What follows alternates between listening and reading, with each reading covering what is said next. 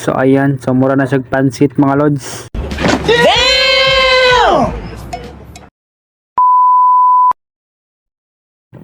Okay mga lods, so mali ni akong gamit sa akong pag wiring mga lods. So ayan, so mura na siya pansit mga lods. So nagsaksak sa nagol na siya mga lods, na yung mga wire, na yung mga suga. So kung hindi mo na ron lods, i-arrange na ko siya mga lods.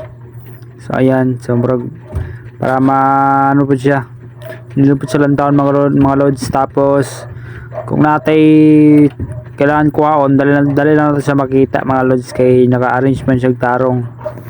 So ayan, so mura na ko siya pansit mga lods.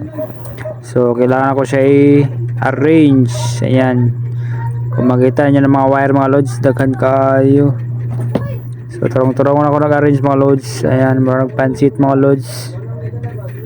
So man na itong gamit nila lods pag wiring mga lods. Alright, so ayan. So narin yung mga lods sa test light, natay voltmeter, napod tay tester, voltmeter, multi-tester mga lods. So kompleto na itong pang wiring mga lods. So napod natin siya mga lods sa wire stripper, napod tapos napod tayo electrical tape, napod tayo pang solda mga lods.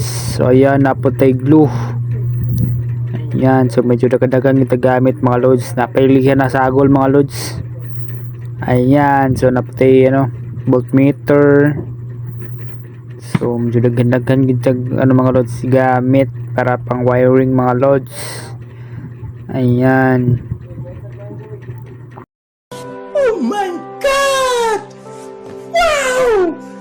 So bali hapit na tamang human mga lods. So ayan, gamay na lang. Ayun. So punit-punit natin yung mga lods. Ipanglabay na ganoon natin yung mga wala gamit mga lods. Yung wala yung mga sakit. So ari na gid lods no. Na-arrange na gid ako mga lods. So ayan.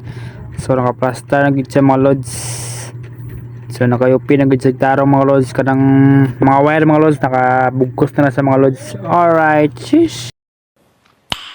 Nice.